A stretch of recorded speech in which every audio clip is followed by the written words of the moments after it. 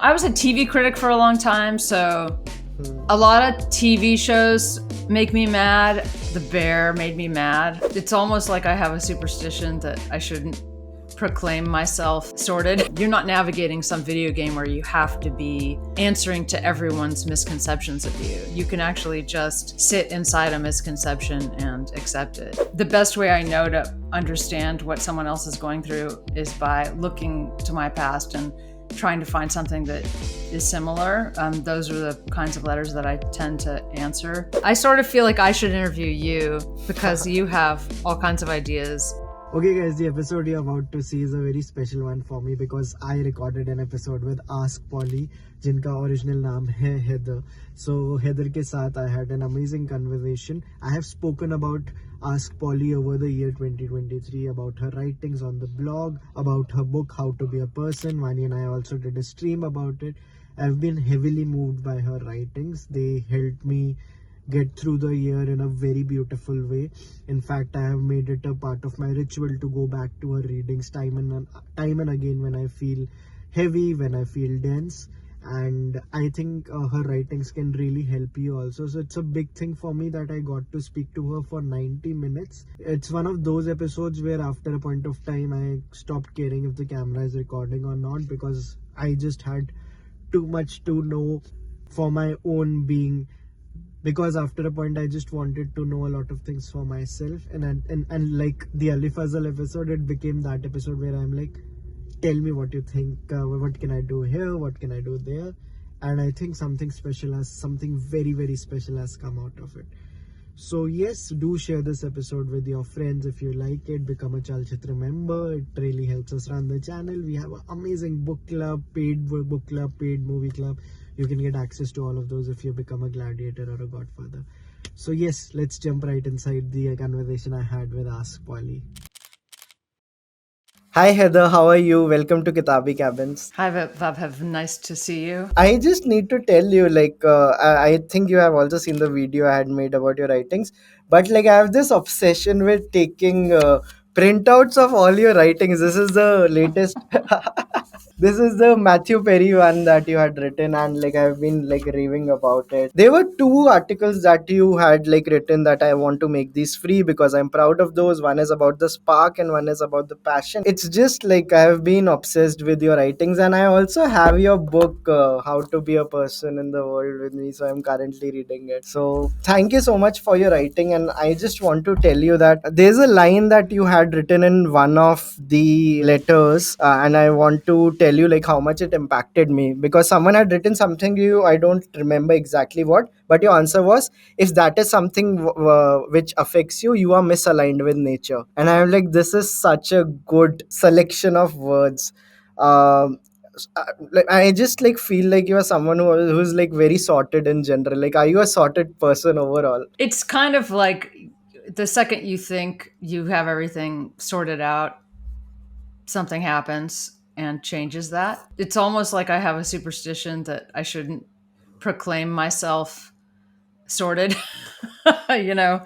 But yeah, I mean, there's something. I mean, I've been writing advice for 12 years, so there's a way that because right now I write twice a week for my Substack, AskPolly, and because I have to do that, because I do it twice a week, because it's my main source of income and it's my main passion. And I really don't ever want to stop doing it. So it almost holds you to this higher standard of behavior, at least, or a higher standard of sort of self actualization in a way. I mean, that's such a obnoxious word, but it's almost like you're reorganizing and re-cleaning your house over and over again, if that makes sense.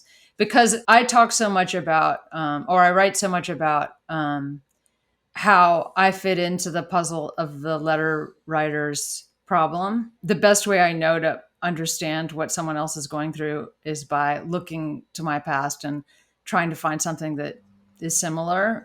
Those are the kinds of letters that I tend to answer. And because I'm doing this constant sort of inventory and audit of my past, and because I am sort of forced to be honest about everything I've been through and where I am right now. I don't know. It's just made me into, it's formed me into a different kind of person than I was before I started writing the column, if that makes sense. I asked you if you're sorted, but do you think you're aligned with nature? Um, that's a high, really a high level of that's a very ambitious aim, right? And I think that our ultimate aim, I think, in life is to be aligned with nature and to be aligned with our values and principles. So it's kind of like, in some ways you align yourself with nature from minute to minute. It's not like you can just say, there, I'm aligned with nature and now I will just stay here forever. But I do think there are people who, when you meet them, you can tell that they are completely calm, completely focused, completely present, very generous. And I wouldn't say that I'm there yet. I mean, I think people like that have, you can see that they've been there for a while in the way that they hold Yeah. themselves. I mean, it's a rare kind of person. You don't meet people like that very often. And sometimes really good actors can Yeah. pretend to be like that also. But since you say that there are moments when you are aligned, but like it's still an ambition that you are throughout aligned with things, what are the things which are like your pet peeves? What are the things which get to you, which irk you a little? That take me out of my alignment with nature. Yeah. Yes. Yes. Sometimes I think you can fall out just from being a little bit anxious. And I think that I get anxious over being misunderstood. I mean, I think a lot of people have that.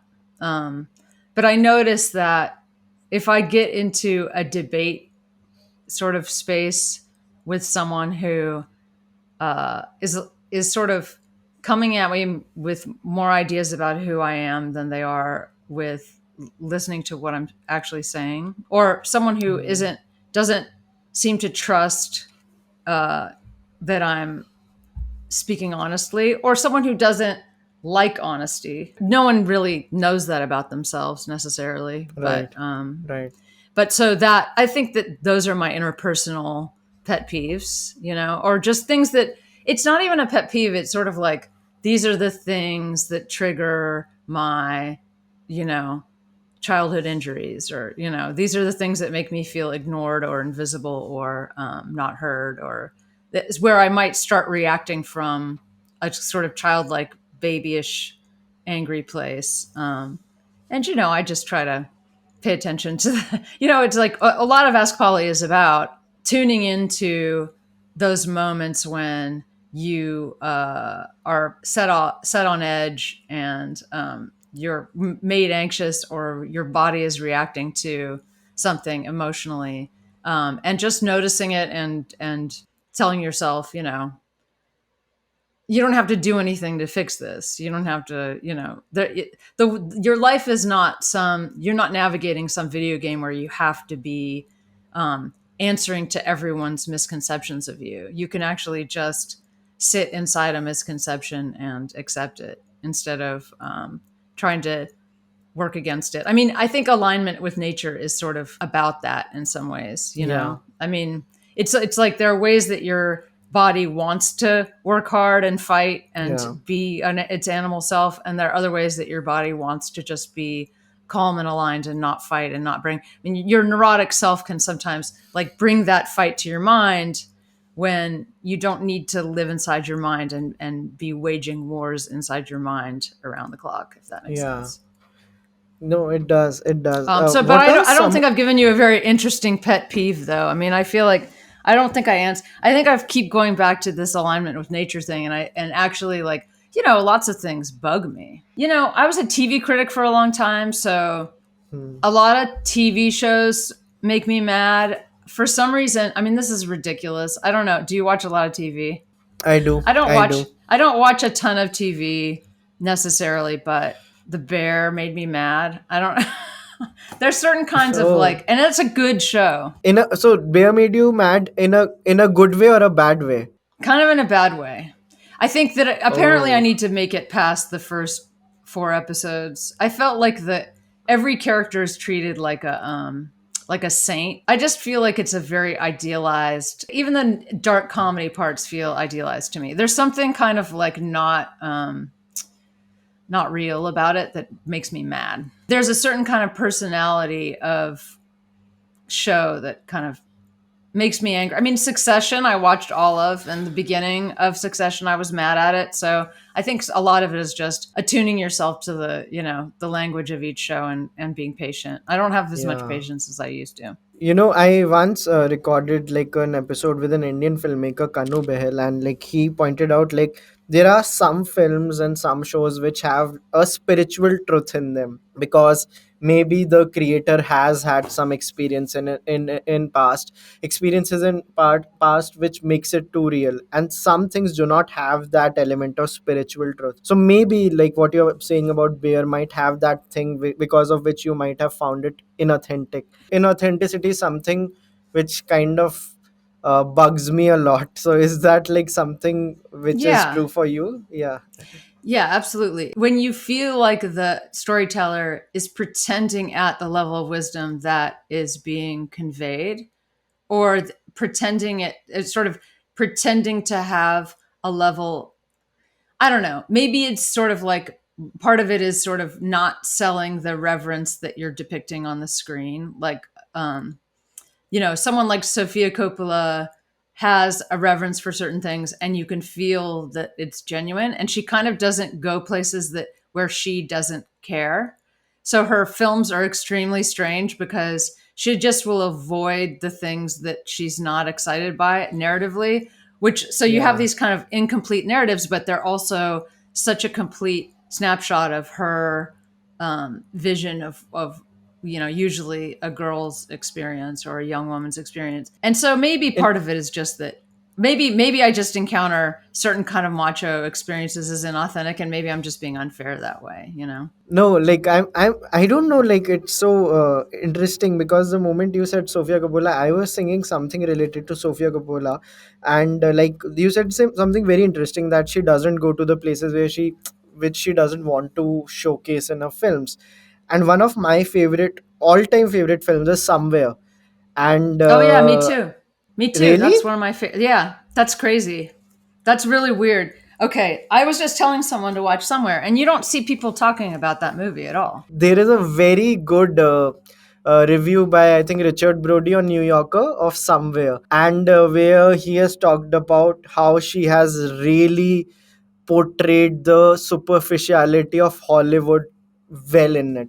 In fact, I Mm-hmm. find superficial things to be very interesting. In my Instagram bio also reads a deeply superficial filmmaker. Like I like superficial things a lot, like because I think they have more depth in them as compared to things which are pretending to have depth, if it makes sense. I don't know. No, that makes sense. I mean, one of the things that I love about that film is the fact that you through repetition you get the lived experience of this celebrity whose life has become 100% just looking for a fix or a way to feel good. And when he's in that room getting his head covered in plaster, and it just goes on and on.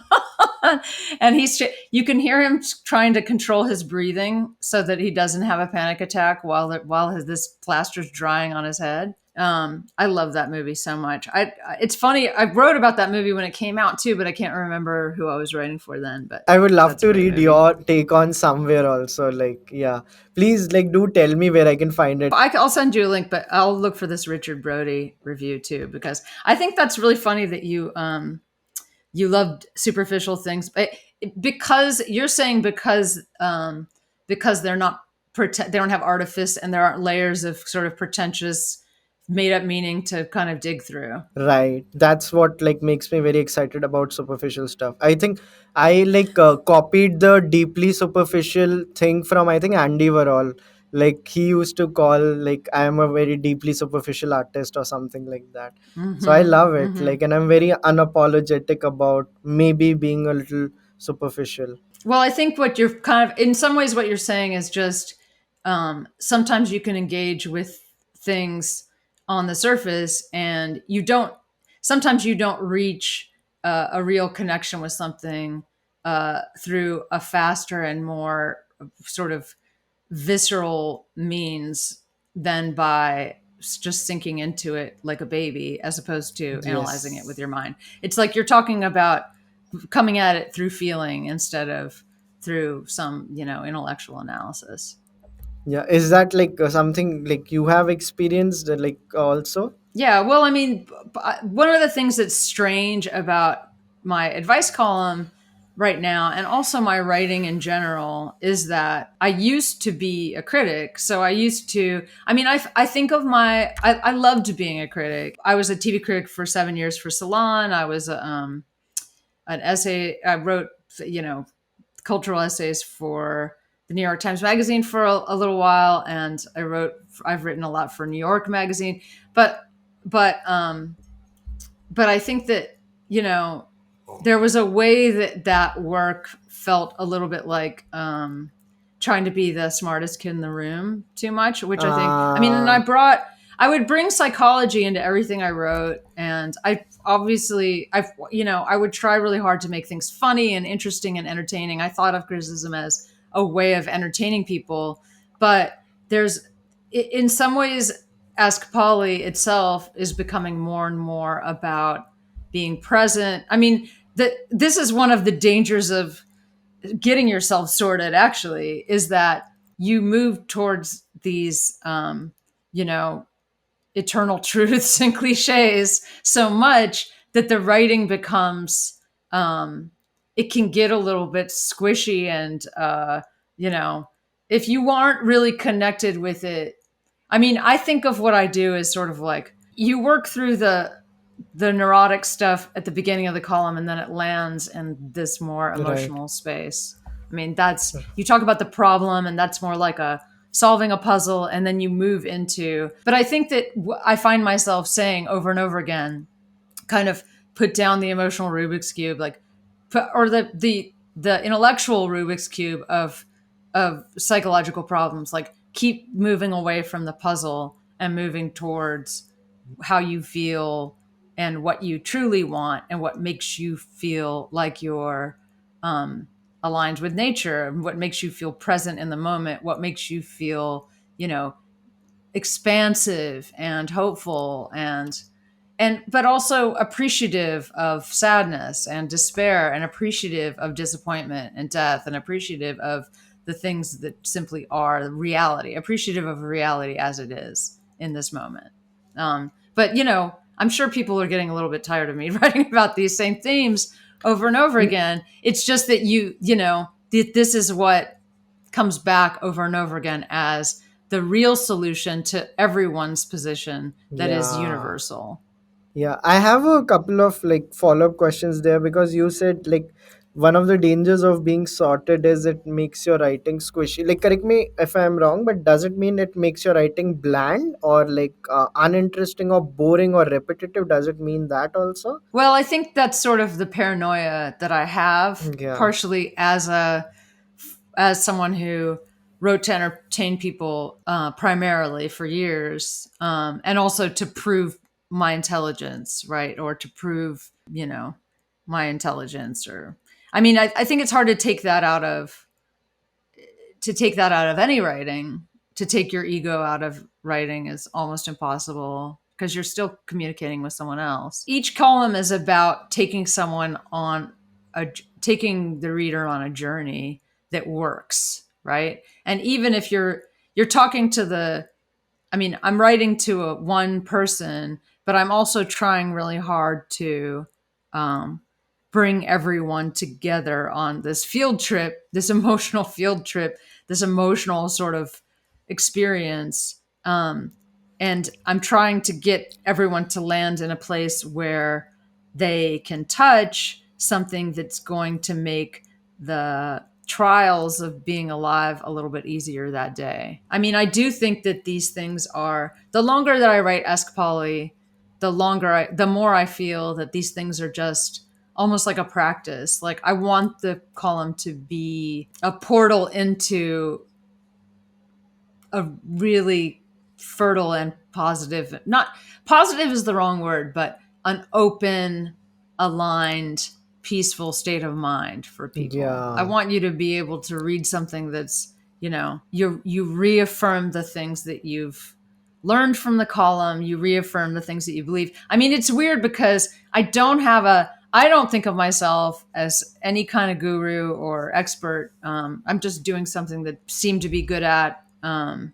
But my aims for what I do are pretty grandiose because I don't know. It's hard to do something well unless you really believe that you every time. I mean, I really like reinventing the wheel. I think you're the same kind of person. It's not about returning Mm. to old things. It's sort of like finding a new way to connect with the world every day and sort of start over. It's not like the one thing I don't want to be is like someone who becomes the live your best life person or the vulnerability is everything person, or I just don't want to become the one message, the one word, Yeah. oh, I'm all about shame, I write about shame. I mean, I am all about shame and I do write about shame a lot, but yeah, I just feel like what keeps the work fun for me is sort of rediscovering what the center of it all the time, like trying to look for the center every day in a new way. I have to ask you this, like, do you ever have days where you have written a very good piece of reply to an Ask Polly letter,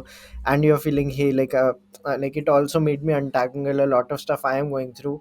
But let's say if you have written a column about how someone shouldn't text that one person who is toxic, and let's say you do that on that day. So do you have this whole like mental narrative, like, hey, you have been giving such advice to people, but here we are doing the same mistakes ourselves, like, because you are like, if I may, like, taking a higher ground by telling people, hey, this is what you should do and what you should not do. And like, when you kind of made that mistake, are you kind to yourself, or are you very, very, what's your inner monologue like then?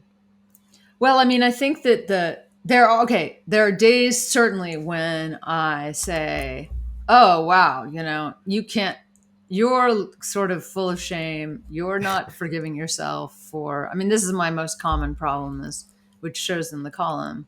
Just being hard on myself about look how much you've done. I mean, I can write a column, go on a 5-mile run, come back, and I mean, this happened yesterday, and my attitude was 5 miles, this you should have run further because you didn't work out for 2 days in a row, and this should have been a long run. Probably you should have run 10 miles. I mean, just stupid things like that, or the house isn't completely clean because you did 10 other things that day. Okay, so that's just like a mundane, uh-oh, I'm not living that well, or I'm still making this mistake that I tell people to fix over and over again. Hmm. But I think the more dramatic things in my life have been okay. So this is a kind of like a touchy, strange example that I'll just move straight to because why not just hang myself out to dry? I early on with Polly, I used to write about cheating and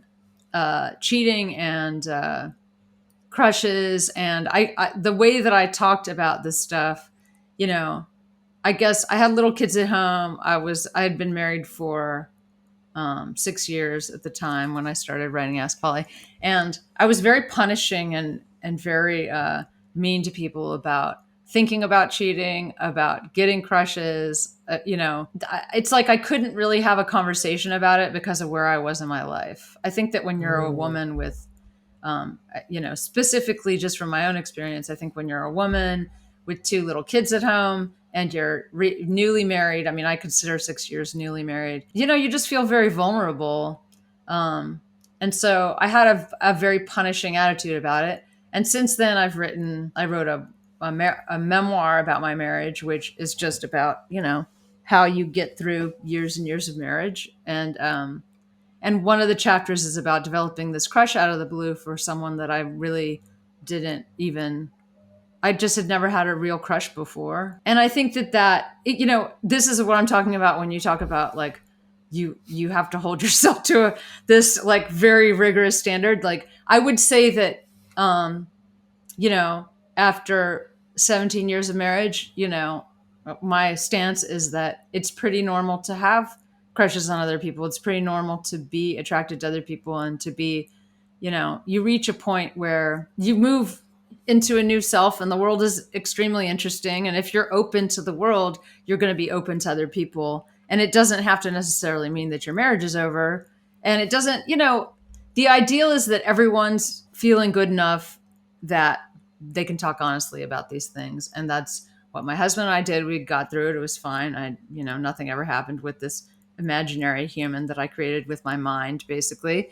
There was a person involved, but, crushes are such kind of manufactured things that you create with your emotions and your mind. And so that's just one example of, I would say that if anything, I am to a fault not a hypocrite, but you're going to hear about all the ways I fail. And that's like a different, not everyone has that interest in like hearing about a person's moral failures and hearing about someone's like dark nights of the soul. I think that my personal stance is that we're all fallible humans. We are all surprised by how many mistakes we can make in a lifetime and how many times we feel humbled by circumstances. And as hard as it is to hear that when you're young and starting out in a marriage, the truth is that all kinds of things happen in a marriage and you sort of just have to think on your feet, adjust, tell the truth, and wait out a lot of things. And so that is one example of, oh Jesus, how am I going to write about this stuff now? I feel like kind of a failure. And it took a long time to get through that. I knew I needed to go and I was writing a book about my marriage, and then I got this crush, or rather, I had to kind of deal with this crush in the middle of writing the book in some ways. And so, there was no choice. It was like, this is just too good to not to include. And it was also a funny story because there was a miscommunication, a misunderstanding. It's like that chapter is like a sitcom plot. So it was impossible to keep it out, but it also required me to kind of show myself in a way that was difficult. It was difficult, It had a long tail. It was difficult after the book came out. I have kids. Not everyone wants the life that I've signed on for, but I would say that I don't feel hesitant in saying that I do not feel like a hypocrite very often, because Yeah. when I start to fail at something, I just bring it into the column and hash it out there. And I'm very honest about what I'm failing at. The last thing I want in the world, right? The last thing I want in the world is to be someone who says, here's how you do it, like I know everything. That's just, I would rather be a plumber than which, it's fine. Plumbing might be really fun actually, but I'd rather do anything else than be that person. I just don't. If there's one thing you get from Ask Polly, it should be that this woman knows a few things, but she is not better than you. Nope. So thank you so much for sharing this with me. This is, I know, a very personal thing that you have shared. You mentioned one like phrase, and you mentioned moral failures, and it reminded me of that thing you had written in the Matthew Perry article. Like, we live in a world where mistakes are considered to be moral failures, and that is something which has really stayed with me. Ki, holy shit, this happens more often than I would want, where everyone thinks like mistakes are moral failures, and we are too Mm-hmm. soon to like do that. Ki, hey, you have morally failed me, and let me cancel you or whatever. I don't know. Yeah. Yeah, having gone through the stuff with the crush, all of a sudden I started questioning a lot of my stringent morality. In some ways, just when you're ruled by your shame, which my argument is that most people are, you you basically you see your little mistakes and foibles of the day through this lens of what kind of a terrible person would make this mistake, what kind of it's like you take these tiny things and turn them into something extreme. That's also at the level of, am I doing enough for the planet? Shouldn't I be um, informed about everything that's happening around the world at all times. I mean, I think that we're in an age where people hold themselves to such a high standard on so many different levels. Don't I have to look good all the time? And a lot of this is just about digital connectivity, right? Right. We have so much exposure to each other. We have so many ways of casually judging each other in negative ways because we have a window on the world at all times. And so it's so hard to not expose yourself to the same stringent standards that you casually apply to other people as you casually sort of flip through the universe on your phone. Um, and so it's this extreme self consciousness that comes back at you where you realize to people far away, I must just look like some out of touch Karen, Hmm. with my highlights and it's like, it's hard, it's impossible not to see yourself in some meme, or just to Yeah. reduce yourself to some level, like misunderstood human being that you've casually misunderstood in your own, in your own world. But then there's also, obviously, we have exposure to news from around the world. We feel, you know, the anxiety of feeling like you need to do something about every crisis on the globe is a new thing. You could have, read in the paper or watched the evening news in the old days and felt that way. But today, the level at which I guess I'm just saying that we fail morally every day just by breathing air. Um, you know and so it takes a lot of work to counteract that, and that is misaligned with nature, in my opinion. I mean, that's a misalignment with nature because it's not natural to feel responsible for the planet. It's like feeling like you have to be God. And I really liked how you said, like, we are always casually judging each other. So I have always been very open to the idea of telling people that I judge them. Like, I'm not that person who says, "Hey, I don't judge you." I'm like, I'm judging you all the time. But like, yeah, it's just, I think, why lie about it, because you judge everything a person does, right? um, Yeah. um but we are casually doing it. So this is such a new insight for me. Yeah, we are always casually, because of the social media and stuff. I am like judging if someone in my feed is posting about, in their stories, posting a lot about war, and suddenly they'll post a story about them partying.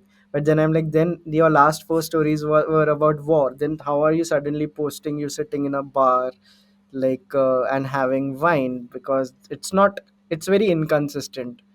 Like, these are the Mm-hmm. things, like, you think about, Mm-hmm. right? Like, so what are you trying to do, like, I don't know, because they might be casually judging me for not sharing stories related to war, but It's funny how those things, I mean, a lot of that stuff is sort of like the way someone comes at you through your phone is always jarring. There are very few people who curate themselves so perfectly that they don't incite that kind of vertigo where you're sort of like, why?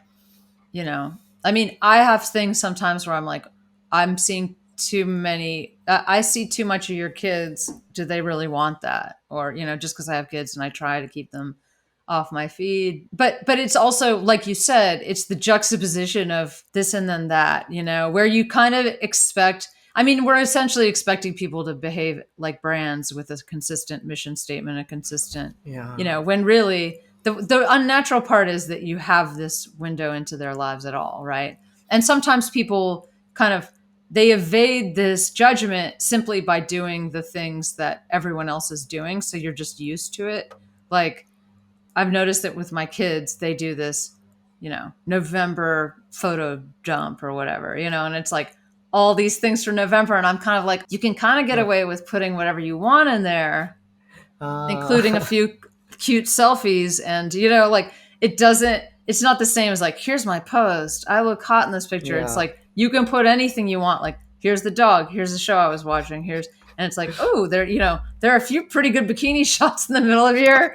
It's just, but you accept it because that's the current, model for doing, it's like, this is the way young people are doing it. You see it so often that now it doesn't ring any like alarm bells, like, oh God, look at this narcissist with her bikini shots. I mean, I think that everything is like that online. It's sort of like, are you attuned to the kind of the code of the moment? Having been online since 95, I used to be attuned to all the codes, and now I'm just like, I have to look at my kids, use in order to understand anything. And I mean, whatever. I look at stuff. I'm online, but I also think that obviously alignment with nature. I mean, we're talking about how you get led astray and how you feel misaligned. Like spending too much time online is a great way to get very misaligned with who you are. And Yes. I mean, I hate to, whatever. I love being online. I'm not saying that's the only way it happens. It happens in 100,000 other ways too. Are you active on Instagram? Because I saw that you haven't posted in like quite a few years, Oh, right? that one, yeah. Well, I have a personal page that it's public. It's I can't remember what it is. It's So I think something I'm dumb following the like, wrong page. yeah. You're probably following Real Ask Polly. I should update that and put quotes on it. You know, Yeah. words. I don't know Yeah. what's your relationship to these things. How do you manage them for yourself? How long have you been doing this particular would you call it a podcast or a Yeah, yeah, yeah. Podcast, or more of a YouTubing, video? YouTubing and YouTube, podcast. yeah. So I've been doing it for last 5 years now. We started like our main channel in 2018, October 2018, and it's been 5 years now. And how what did you always do? What is your background in film? What did you Sorry, I didn't do my homework. I'm just curious. Before that, like I was doing freelance film direction for a couple of years. By like I have done studies of engineering, civil engineering, but I never pursued it. So even while I was studying for engineering, I was making my short films. I was just studying everything about films in my own ways. I was watching 3 films a day, and then I did a couple of internships, and then I started my own thing. And um, and I started all of this because of the fear of missing out. Because in Mumbai, like when I did my internship, I realized I looked very stupid in a party because they mentioned an actor. It was, by the way, Steve Carell, and I didn't know who Steve Carell was. So everyone just stopped drinking and everyone looked at me. Hey, you don't know who Steve Carell is? This is this is year 2014. And then I'm like, "Ki, if I need to shift to Mumbai to pursue the life in films, I need to do my homework." Then I started watching 3 films a day. It all started because of fear of missing out, but it stopped being the fear of missing out after the first few months. And by 2018, I realized I have watched some 1,000, 1,500 films, and I need a place where I can vent that, like where I can just come and recommend those. So I started Chalchitra Talks, which is our like movies channel, where I would come every week and recommend 3 films. And like I kept doing it for a while. And my whole thing was, I only want to talk about things which make me happy. I don't want to talk about things, I don't want to review films, I only want to recommend films. So if something is shitty, I don't want to talk about it. And that is something I have maintained for the last 5 years. If something is bad, I won't talk about it, because I believe that there is a switch which comes in a person's eyes when they talk about things they are passionate about, and I just want to capture that by bringing in guests and by sharing my own stories. The other creators on my channel also do so. So that's the kind of the feeling I've been trying to capture, and we have been expanding ever since then. And then we started this channel, the books channel also, where we are going in depth in that. So yeah, it's been nice, and I have gotten to speak to all the people I like love in this world. And like in India, outside of India, I'm getting to speak to you. I had mentioned to you I got Mr. Peter Gold, the creator of Better Call Saul, for the 100th episode. And like, so it's been nice. It is giving me access to talk to people who have like done something in their life, created things, and I'm just liking this a lot. Did you immediately feel like you were good at it? No, no, no. So I think Oh, really? Because you seem like a yeah. natural. It seems like you're naturally very good at it. So I think I have always been very conscious of the fact that my command over the language was not very good. So I only know 2 languages, Hindi and English, and I think I suck That's at really both. that's very sad. I only know Yeah. one language. Oh, Seriously, you I only mean, know I one know a little language? French, but Ah, I know a okay. tiny bit of French. I mean, I took years of French, but I still can't speak it. It's pathetic. It's really, it's the Yeah. saddest. Yeah, so back in 2013 14, I realized that I can't speak like straight in English for more than a minute. Then I started video journaling. I would come to my hostel room, then I would record myself, and I would record these video journals where I'll give a task to myself to speak in the camera for 5 minutes at least. And then I worked on my English like that. And then I realized like I have a very below average voice and below average, like I'm like below average at a lot of things. So I'm like, let's make it my strength by just like exposing it to the world. So I did a lot of live streaming during COVID, and I would just live stream my when my parents were asleep so that I don't get conscious. So I would like live stream at 2 a.m. when 4 or 5 people are watching, so that I can practice to a level where I can like do it more professionally. So I did 200, 300 live streams, and then Oh my God. I got the confidence that now I can do it. So I think the key to doing this is like, I think Ethan Hawke says this about acting. The key to acting is you just to activate your subconscious. Everything you do is to reach a level where you activate your subconscious. So for me also, like using this software Riverside, like making sure I have my coffee and everything, is that when I sit with you, I didn't prepare a single question by the way for this. I just had written one thing, misaligned with nature, and I'm like, I'll take it from Oh, there.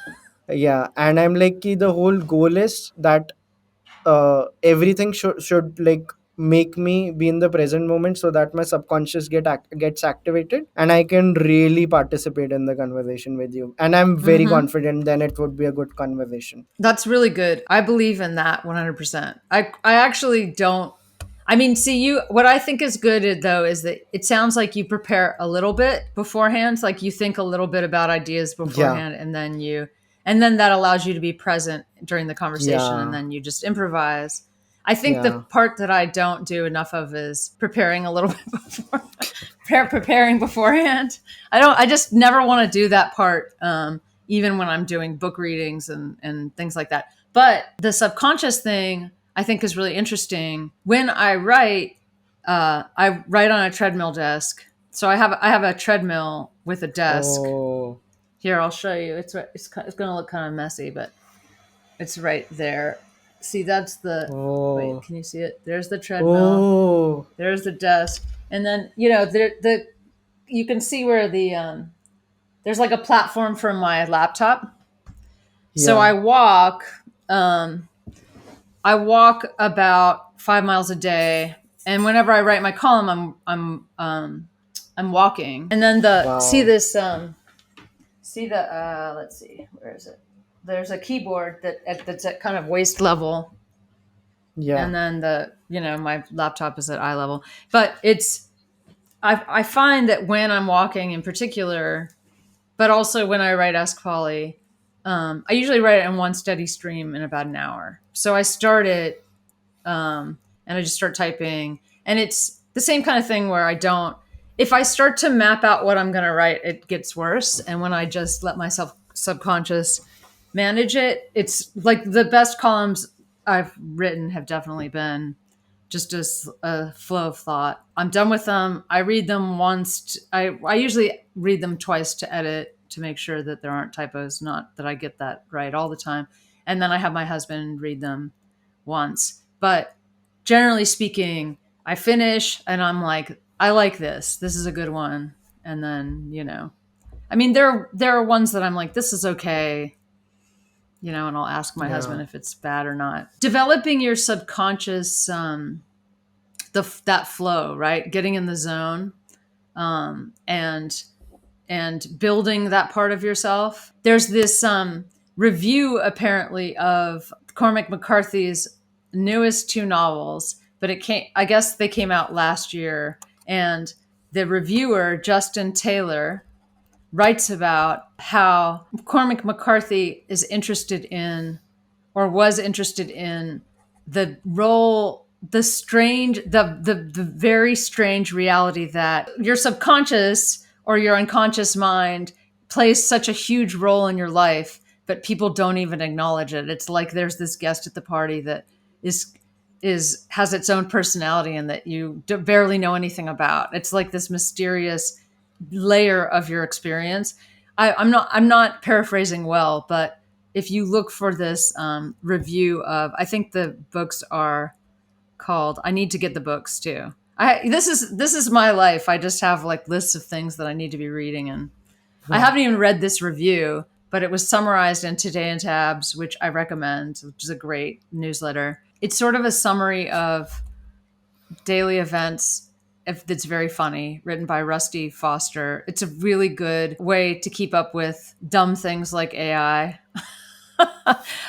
Just like the stuff that people are talking about without actually having to necessarily read a bunch of stuff about AI or crypto or subjects that you don't necessarily want to know about.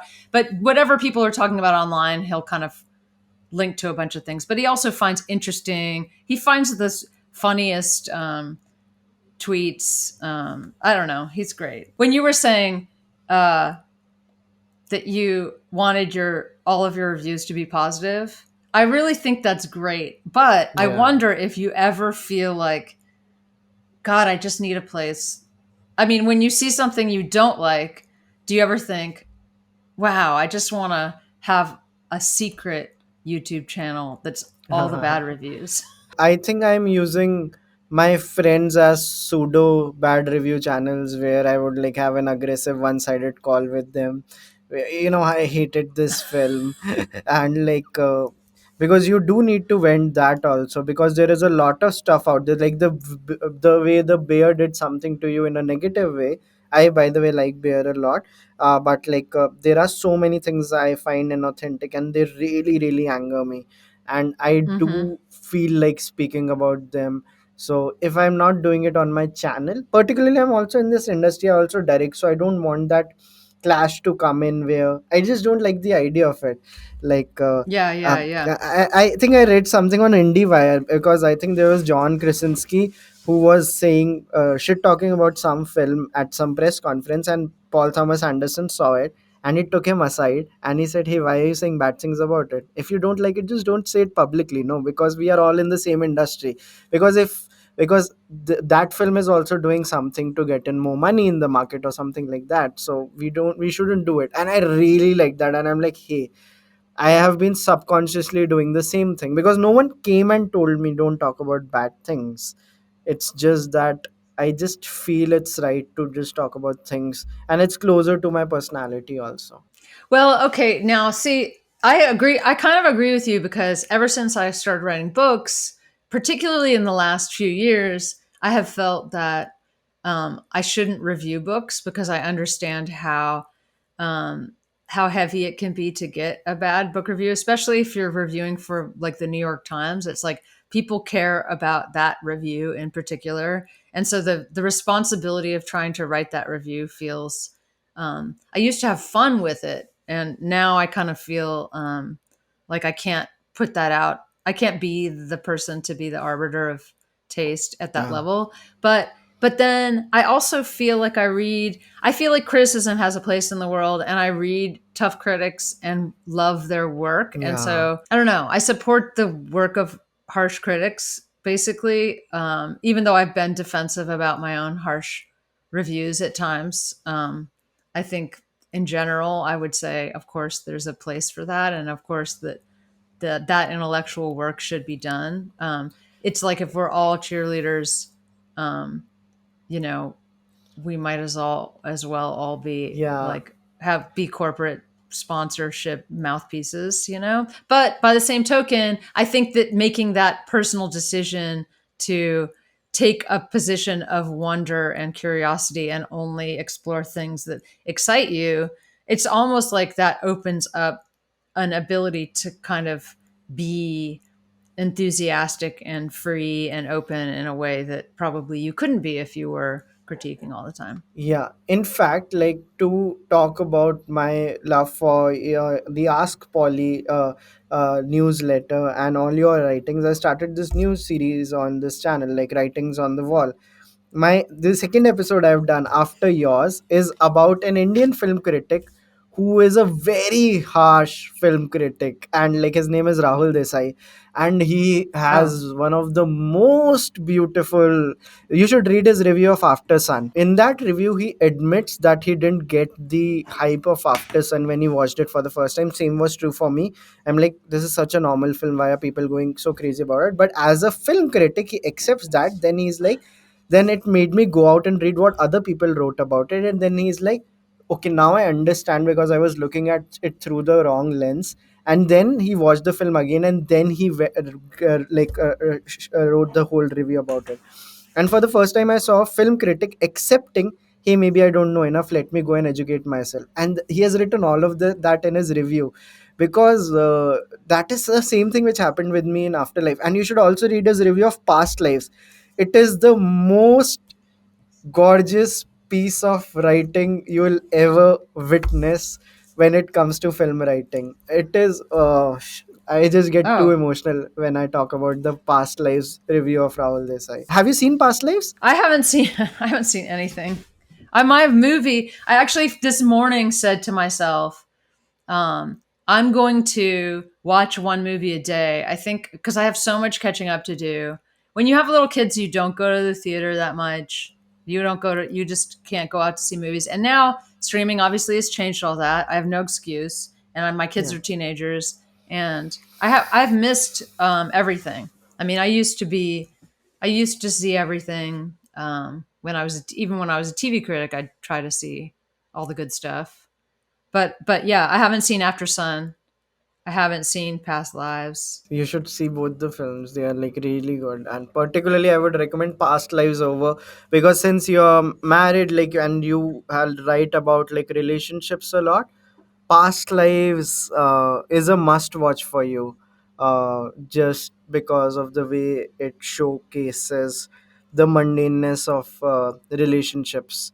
So I would 100% recommend you watch it, and maybe we can talk about it. Yeah, It's like I love the really, mundaneness of relationships. yeah, So Raul Desai, yeah, Rahul Desai.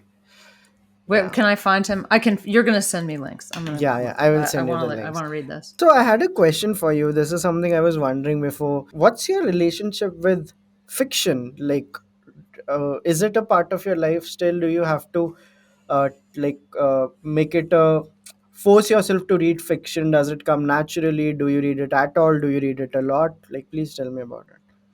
Uh, yeah, I love fiction. I read a ton of fiction um, for years, and I would say there was a point where my phone blocked me from reading fiction sometime during COVID, I think, where I just all of a sudden couldn't slow down enough. And that was sad. But this year, I mean, okay, so last year I had a few books that I loved, but I didn't read a ton, and I wanted to. And this year I've read more, and now I feel like I'm kind of back in the I'm back in the flow of it. I wouldn't say that I'm the biggest reader in the universe because I also like to waste time and not use my brain sometimes. How do you do that? I'm very interested in that also. Very much interested in that. Let me just say that while I'm thinking of it, I just want to mention two books that I love. Vladimir by Julia May Jonas is great. It reminds me of, I don't know if you've ever read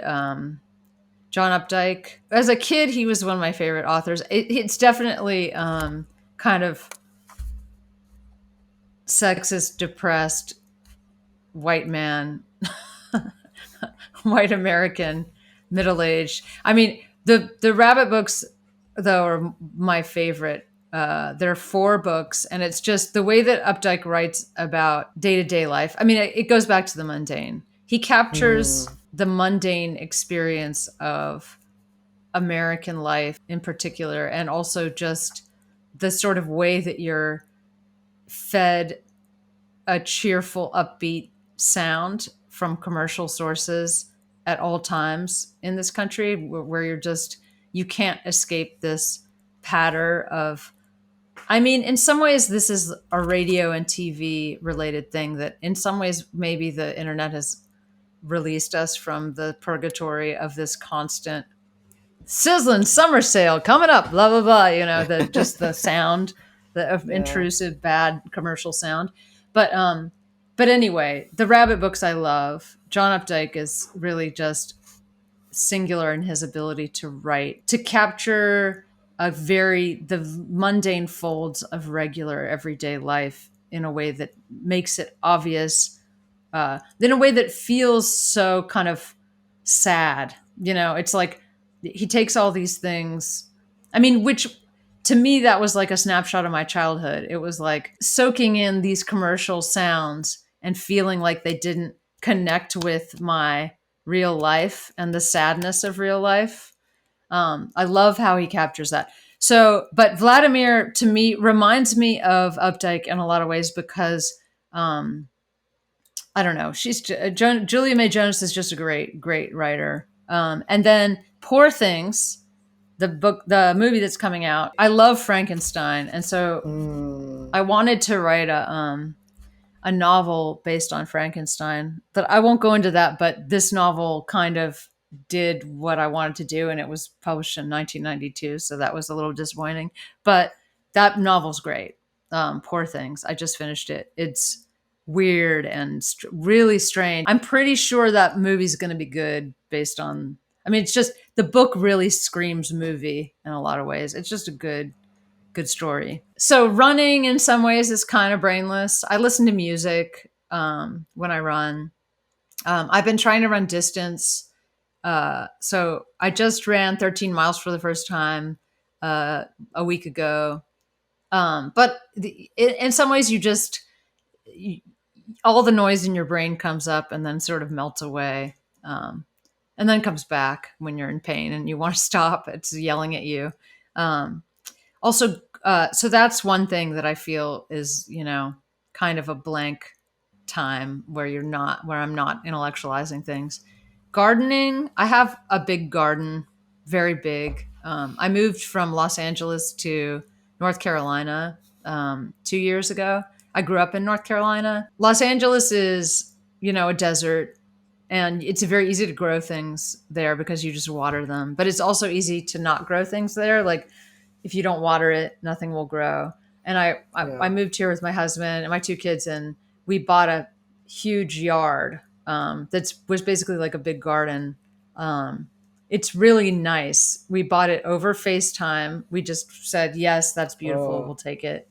And then, and then we got here and realized that it's like you'd have to work full time with a crew to keep it exactly the way it was when we moved in, because there was a full-time, there were basically two full-time gardeners gardening all day. They had a plant business on the property.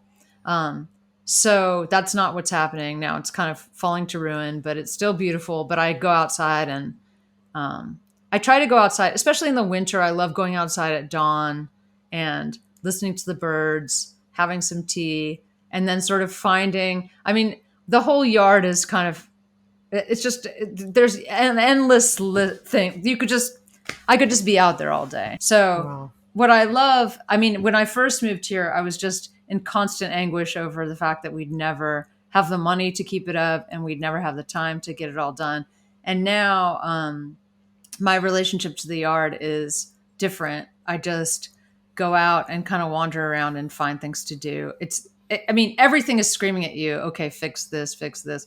Because there's just stuff. The difference between Los Angeles and North Carolina is things grow everywhere, and you basically have to kill things constantly to garden here, right? You have to be yanking things out, and it's just a very wet. I mean, it's kind of almost like a rainforest. Um, so I don't know the names of the plants in my yard. I only know the names of weeds because I pull the same weeds over and over again. And there are these crazy weeds that you can pull them several hours a day and they will just still flourish and come back. It's just it's basically like this constant test of my peace of mind, just living in this environment. And yet it also gives me so much peace of mind because it's just incredible to just walk out and be in nature and see beautiful things and listen to the birds, and it's amazing. I mean, it's like I can't believe how lucky I am. So I mean, I think the more time I spend in the garden, the more I end up bringing that, the just urgent need to be in nature into Ask Polly in its own way. Although I hated it when older people would tell me to go be in nature when I was younger. So I'm paranoid about saying too much of that about that. But there's a way that you just understand yourself as an animal on the face of the planet when you're just outside, staring at the trees and thinking about nothing. And I think that we all have so much of a hunger and a need for more nothing in our lives, more complete downtime. I mean, we treat our, just in the same way. It's kind of a piece with that thing that we talked about feeling like every single little decision you make is moral. Um, we believe that our leisure time has to be productive in some way, that we have to be becoming better people through what we do with our downtime.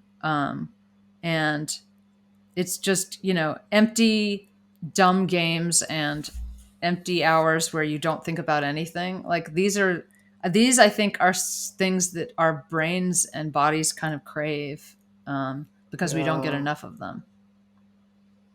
yeah, this I is mean, we're true. animals. We want to be idle, more than we are. We don't want to be using our brains as much as we do, as much as the modern world forces us to. I have a very selfish question to ask. Like, which are I need some book recommendations which can help me be more present. It can be anything. They shouldn't. They need not to be necessarily about the present moment, but anything which might have helped you be more present, regardless of them being self help or not. There's a book called Inciting Joy by Ross Gay. That I just started reading it. It's really good. It's a good being present kind of book, because it's the way he writes about life is very joyful. You'll want to I think you'll want to talk to him once you read his book. Actually, he seems Nice, great. He seems nice. amazing. So, a poly reader recommended him to me, and I thought, well, the title "Inciting Joy" sounds too good. I have to figure out if it's really good. I'm sure I'll be disappointed. That was that was my bad attitude. And but it's so good. Yeah, He's sort of all about how sadness and joy are linked, and how you know difficult or annoying situations can be experienced as happy and enjoyable and satisfying, as long as you come at it with a proper understanding of your principles, values, and your connection to the situation at hand. I mean, I feel like I'm circling this idea about connection, feeling connected to your labor, feeling connected to your body, feeling connected to your experience, um, and deriving meaning from it is just that should be the meat of your day, And I think yeah. that his book is absolutely about that. I'm trying to think what else I've read. Oh, there's that book by Jenny Odell called Doing Nothing, I think. I loved Okay. that too.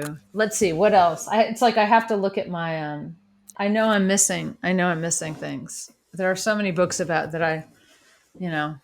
this. I want to talk recommend a few things uh, that have helped me a lot in this regard. Particularly, I like the writings of Aileen de Botton, School of Life, and everything that he has written.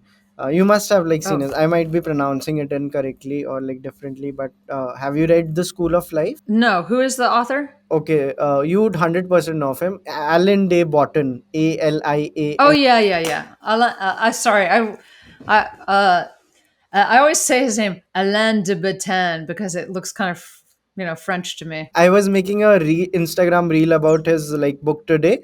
So I saw his podcast with Tim Ferriss, where Tim Ferriss asked him, "Ki how do I pronounce your name? Is it Alan, the way you pronounce it?" He's like, "You can call me that. You can also call me Alan." So I'm like, "Alan is easier for me, so I'll say it Alan." Yeah, Yeah. yeah. Now, does he say de Button? Is that how he No, pronounces his they last name? botton or something. They botton or De something. Botton. Yeah. Okay. Yeah. I reviewed his book, the on the pleasures and sorrows of work. The subtitle was "On the Pleasures and Sorrows of Work," and it's such a good book. I love that book. So, the School of Life, is it a YouTube thing, or is it just? School of Life is a book. It's also his like the name of his main organization, and it's also his YouTube channel. But the book, I would 100% recommend that you read the School of Life book, because it has everything that we have been talking about. Like it has like three chapters: self, relationships, and I think the third is about thing nature and everything. So in self, like he would talk about anxiety. He would talk about like in praise of melancholy, in like why you need to be alone, why you need to look out of the window. Then in relationships, he has a beautiful chapter about arguments, where how there are 8 to 10 types of arguments. And then he has talked about the importance of sex and like why affairs start at like, and he has written beautifully about affairs. So, and I'm like, he's so good. Like, it's just like a pleasure. And like his voice is also so good. So I get very uh, emotional uh, when I talk about him. I really like his work. So he also helps me feel more Is present. he still Yeah. making the podcast or the YouTube The channel YouTube stuff? videos, yeah, he does. He Uh huh. occasionally does. He has more voice artists on his channel, but every now and then you'll see him also. Like today Okay. I saw a reel of his on School of Life with his audio, where the people who are over friendly and how they can like how it's a negative thing, like why you shouldn't be over friendly. It's a beautiful reel, and I'm very badly paraphrasing it, but like it had just like popped into my Instagram like feed before we got onto the call. Oh, that's cool. Well, the School of Life I will definitely read. It sounds exactly like something I would love. And in fact, the book is called The Pleasures and Sorrows of Work. That's not the subtitle. I forgot. I thought it was something like worked. I don't know. But yeah, The Pleasures and Sorrows of Work. The first chapter he talks about the shipyards of England, and it's so well written and so beautiful. I really love him. He's great. Yeah. So I'm gonna have to check out his. See, I worry about getting too into YouTube things because it would be so addictive if you really loved someone's trains of thought. What you can do is you can subscribe to the School of Life and just my YouTube channels. That's it. Yeah. Yeah, yeah, yeah. That's it. Like That's I think, funny. yeah. Can I ask you a question? When you want to feel present and when you want to ground yourself in the moment and find sort of a sense of appreciation for your life and calm, what do you do? Do you have a book that you turn to that you read the same thing over and over, or do you have music that you listen to? Yeah. Can I read something to you? So I have I have a private WordPress blog, but I have a pinned post on it, which is called "When in Doubt." Yeah, I would love it. It's called "When in Doubt," and it's only about the moment, like when I am not feeling present. So I've written 10 to 20 essay things in it. It's a little old, so I might not relate to everything that I have written there now. So you wrote this. Yeah, so I've written 20 things there, like note to self: when in doubt, 20 things which can help me. So I have written, when in doubt, watch the speech of Ray Bradbury where he says, I want you to envy my joy. Don't experiment a lot with other inspirational speeches when feeling low. This one works the best for you. When in doubt, lift lift weights. That's funny. Lifting weights has been the best cure for your stress and headaches over the last few months. When in doubt, listen to Autumn by Hamatsuki. It has made you feel better every single time in the past without a single exception. You can also play some Audrey Hepburn gifs over it. So I like to play some music and go to jiffy.com and play some recursive gifs. And when in doubt, talk to your closest friends on phone, not any friends but the closest. When in doubt, make coffee. Doesn't matter how it tastes, enjoy the process of making one and absorb the smell of it while beating it. When in doubt, go on drive and play Daft Punk songs. They are best experienced on a long drive. When in doubt, watch the speech of Mark Duplass where he says the cavalry is not coming. When in doubt, play some Eric Satie music, might be pronouncing it incorrectly, and think about the oceans on Mars. So I'm obsessed with like space a lot and like fictional things in space. So I've written that. When in doubt, imagine that image from Ad Astra where a father and son are drifting apart with Neptune in the background. When in doubt, do a live stream on YouTube about the things you're passionate about. When in doubt, read Italo Calvino's Soft Moon. Dim the lights and play good techno music. Think about the dead artists whom you love, Ilya Kazan, Ray Bradbury, and read their philosophies. There is a Bollywood song called "It's the Time to Disco." Listen to that. Uh, when in doubt, make yourself believe that universe is not conspiring to kill you, because it is not. And there are more stuff like that. There are 10 more things like that. I'm just getting conscious now. Oh no, I really like it. I love Daft Punk "Lose Yourself to Dance." That's a song uh, that I feel like grounds me. yeah, I'm gonna have to see. I need the transcript to this though. I need the actual copy of, because like I was taking notes furiously. Okay, you're gonna have to send me the whole thing. Can you send me the whole thing? I will. Is it published somewhere? Is it published somewhere? Did you say, or I it's not think, public? yeah, yeah. I have a blog on WordPress called Filming in the Dark. I think it's there. You'll Share send the me that. You link. have like 15 things to send me now. Yeah, I will. This is, I think I wrote this back in like much many years back. So now I think I would also have, when in doubt, read Ask Polly blogs. I particularly, so you'd be surprised, there is another video we did on a channel about your writings with my, so we are three co-founders. Saurabh is there, he's a producer right now, and I have a co-founder, Vaani. So we, like, there's this chapter where we talked about, like, we did a 1 hour long podcast. Me and Vani were discussing a chapter from How to Be a Person in the World, and Vani cried as we were discussing it. So it's called Morning Glory, and I'll show you. I have like underlined, like, if you can see it, at least 80% of the chapter is underlined, particularly the last paragraph, like, don't wonder how to deal with this, you are dealing with it. Don't wonder how you will get over it, you will never get over it. And, like, it's very good. Like, we'll be publishing the video in a day or two. But I don't know, I was also meaning to ask you, do you think you understand grief better or shame better? Like, which is that emotion that you understand better? When I wrote that letter about grief, um, that was, I think that might have been maybe 2014. So it was about 10 years ago. I think it's one of your strongest letters in the book. I haven't read the whole book yet, but I have been reading alternate chapters or the ones which I like the titles of. I think it's the strongest by far. Oh, thank you. I like that one a lot. I mean, I don't know if you have this, but when someone points out something that you did before and you think, how do I do that again? I want to, and it's like, I have this anxiety of like, oh God, that's one of the best Ask Polly's I think I've ever written, and I'm just like, oh, you don't have that anymore. You've lost it. Do you rank it among your top articles of, like, Ask Polly?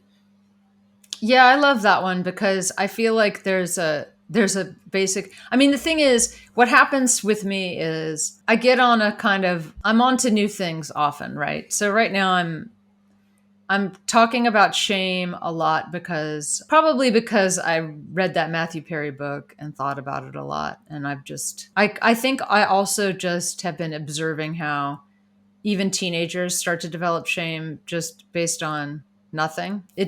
I guess I'm starting to see it less as like a product of religion in childhood and more as just like a modern affliction, a human affliction that afflicts all of us, no matter what we do.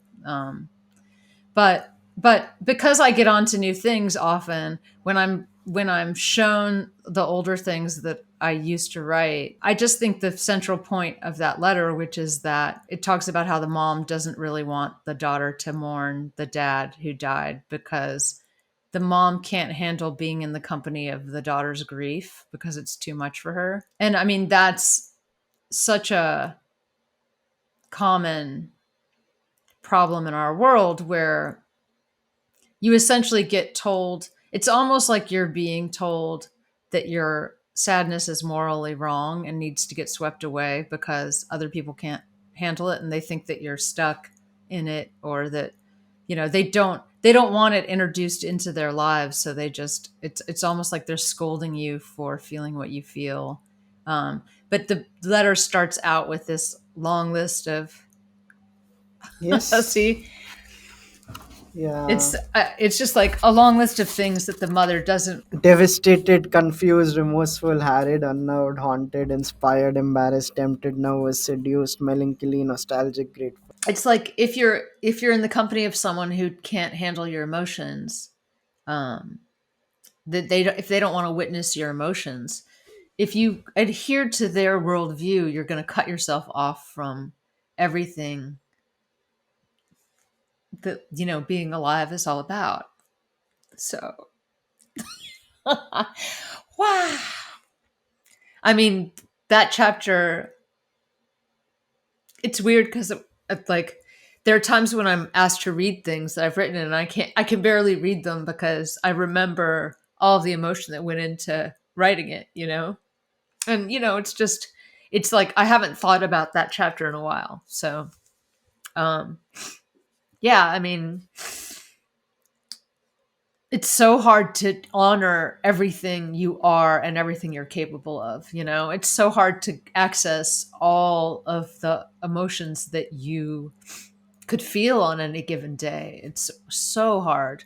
And we're taught at every turn to power these things down, and yet they're what make us human, and they're what bring us joy and make us feel fully alive. So I think that, yeah, I'm proud of that one. Yeah, I'm glad I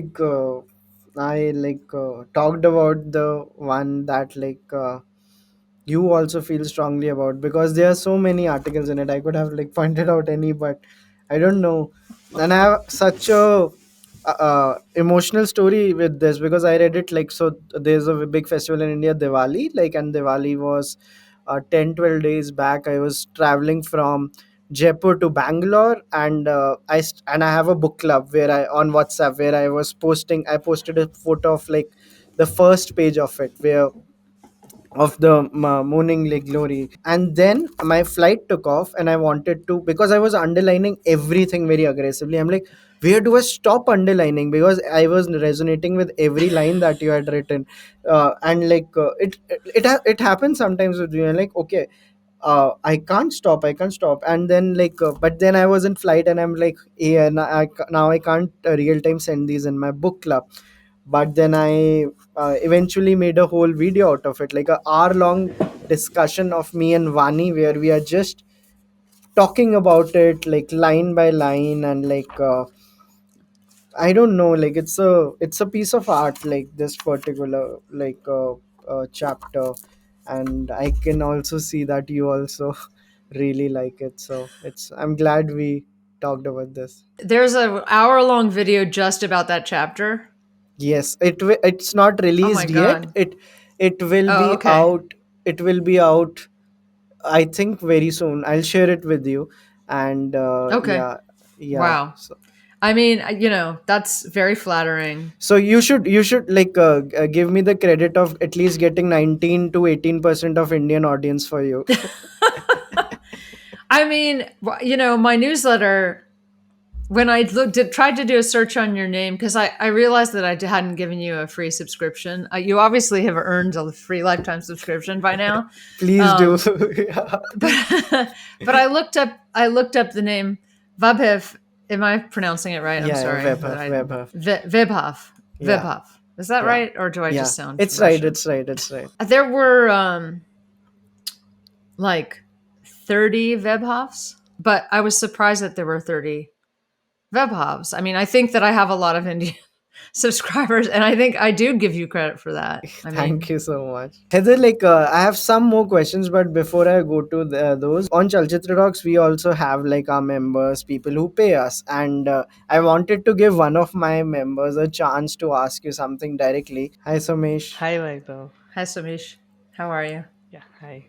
I'm good. How are you? Good. Thanks, first of all, giving me this opportunity, Heather. It's so nice to meet you. I read your blog Thank you. It's actually. nice to meet. It's nice to meet you too. So, my question, Heather, was that can you share instance or moments where you have felt that do I even know this question that this person is asking? And in these kind of uncertain or ambiguous situations, what is your process? Like, how do you take them in and write about it? Um, Because you write very extensively. That's why. yeah. I think okay. So I get a lot of letters and I read, almost everything I get. Um, but I don't answer everything. Obviously, I could never answer everything. And sometimes, so part of what I do is just I ask myself if I have something that I want to say to the person. Do I feel like an urgent sense that I want to tell them a lot of things? Sometimes it's really hard. I just got a letter from a 17-year-old, and I want to say so many things to this girl that it's almost like impossible to get started. And I don't. It's also just the responsibility in telling people who are really open to your advice, telling them anything. There are people who you think, no matter what I say, that the words that I write will be taken too seriously, and I need them to just read other things and live where they are and not be unduly influenced by me. But then there are the kinds of people who I get a letter and I just feel like I urgently have to explain one thing, or I urgently have to say, a good example is when someone seems like they're blaming themselves too much for the situation they're in, or and you understand why they blame themselves. You get it. You understand, like it's clear um, that they've gotten feedback that they can be like. My most recent letter was sort of, this person was saying, I'm too negative, I'm too angry. I understood why that would be her belief, but I badly wanted to say to her, you just need to feel angry right now. Like, you just need to stand up for yourself.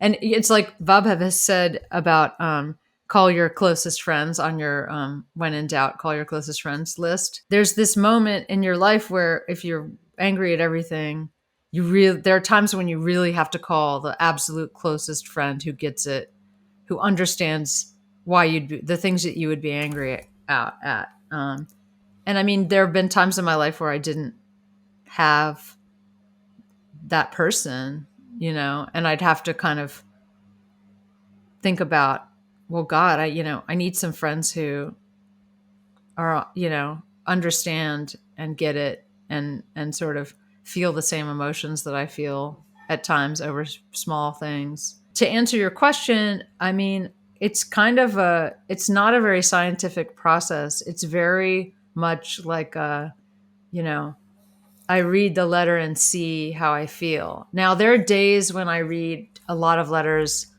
um, and I just think, oh God, don't have it today. I just do not have the magic that I need. And then I try to, give myself a break and write something else. Maybe I need to write something that's a little angry or a little weird or self-involved. Yeah, There are times we all have a lot of different moods, but right. yeah, but I think that I sort of I try to identify some dimension of, I mean, I'm breaking it down in words now, but actually it feels sort of effortless. It's like I read a letter and I say, this is a good one.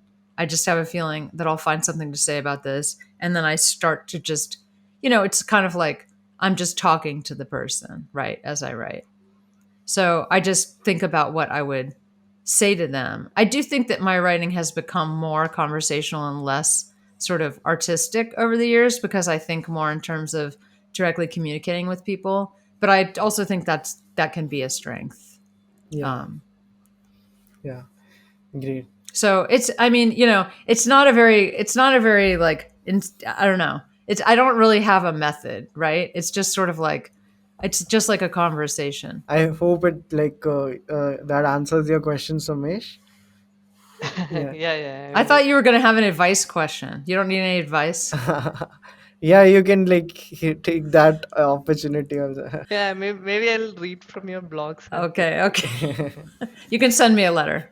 Anyway, thank you so Yes, much. Thank you so sure. much for joining. And this was like great, like Heather. There are more things I want to talk to you about, but I had like asked for 90 minutes, so I'll be conscious to take more of your time. But this was amazing. Did you like the conversation? I hope you also had fun. Oh yeah, it was great. I had such a good time. I mean, I feel like we could probably talk for, another 20 hours easily. So Yeah, we yeah. should.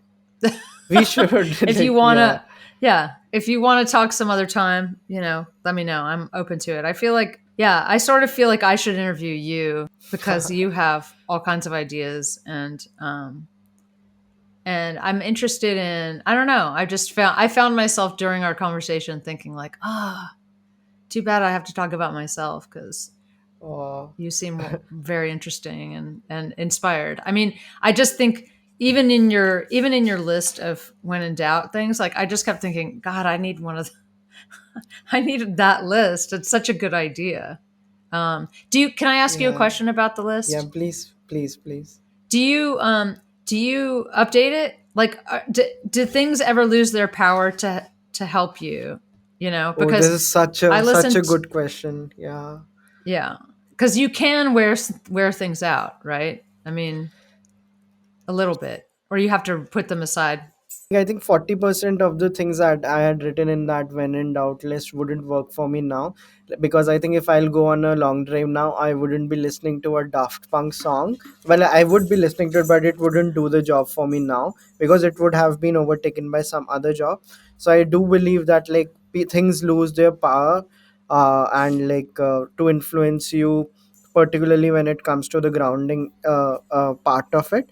But there are some constants there which will like always be there. Like I'm really into ambient music, and I think I like dystopic stuff a lot, like things like gloomy things, dystopian soundtracks, like let's say Blade Runner 2049 kind of atmospheric music, which can make me which makes me feel everything is like going to be gloomy. That kind of stuff makes me very happy. Like I think Alan Day Barton had written about it in the praise of melancholia also. So I like melancholic stuff a lot. So I think the Mm-hmm. upgrades in my when in doubt like list would be more towards the melancholic side of things. And yeah. Do you know Marina Herlop? Marina Herlop is a Spanish songwriter who's really good. It's kind of almost like classical music. Uh, just check her out. She's great. And then, okay, I have one other recommendation. I love kind of dark, but it might not be. It could be completely different taste than yours. Dawn of Midi album is called Dysnomia. You like electronic music? I just started to like electronic music in the past year. A friend of Wow. mine is really into that, and I don't know anything. I'm really, really passionate about electronic music. Really passionate about it. Wow. And in fact, the other one of the writers I'll be featuring in my series is this writer. His name is Philip Sherburne. He writes for Pitchfork. He reviews electronic music. I like music reviews more than movie reviews because they articulate something which otherwise wouldn't have been articulated. Let's say, because if he's Yeah. talking about a techno beat and the way he's writing about it, I'm like, holy shit, like I would have, because the visuals he's giving me and the imagery he's giving me. It's like he's shaping your experience in a way. Yes. I love Jeremy Lawson at Pitchfork, and I think his taste is great too. Your guy was called Philip. What's his last name? Sherburne. Schoberg. Okay, Yeah. okay, good.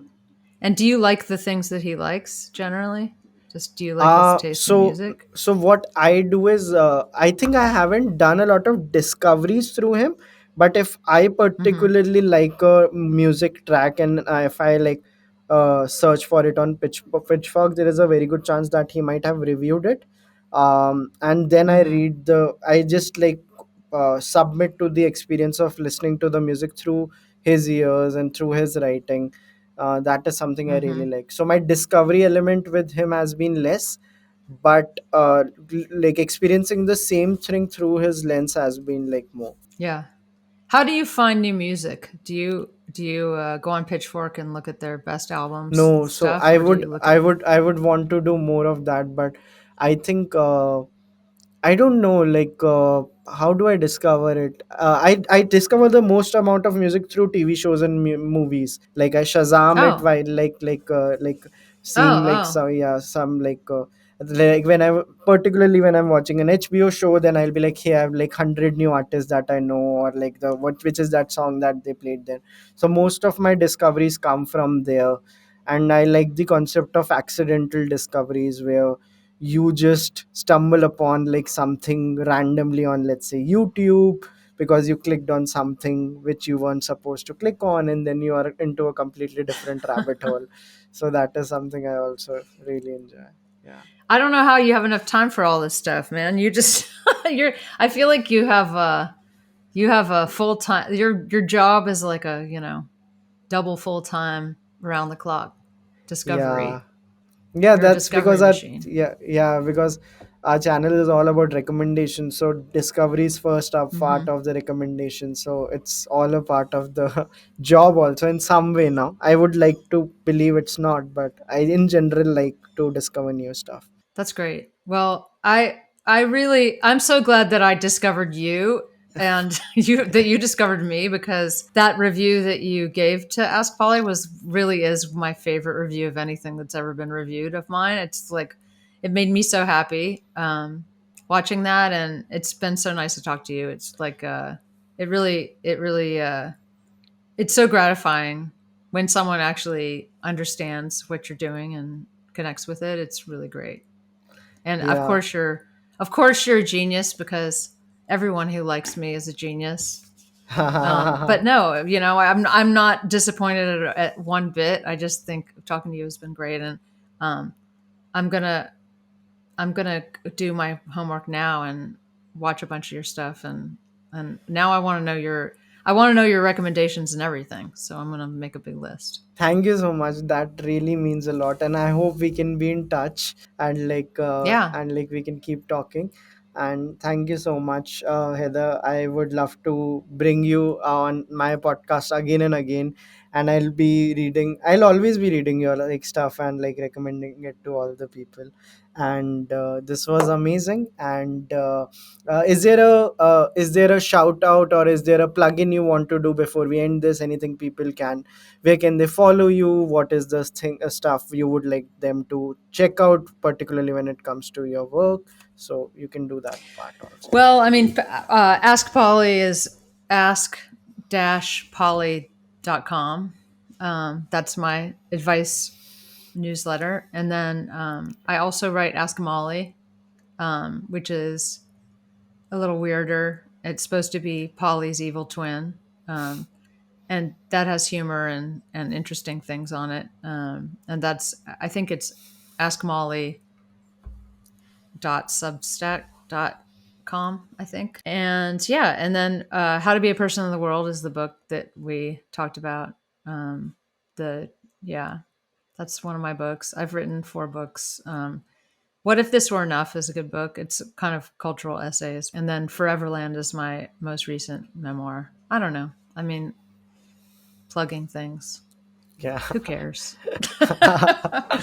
It's so nice that the world is. I mean, we talked about sort of the dystopian landscape of the digital universe, Yeah. but it's so incredible that we can just have a conversation from half a world away and Yeah. discover each other's passions from there. And so it's really great. I'm thrilled to have met you, and I'd be more than happy to come back and talk again. Lovely. On that note, we will end the conversation. Thank you so much, Heather, for joining.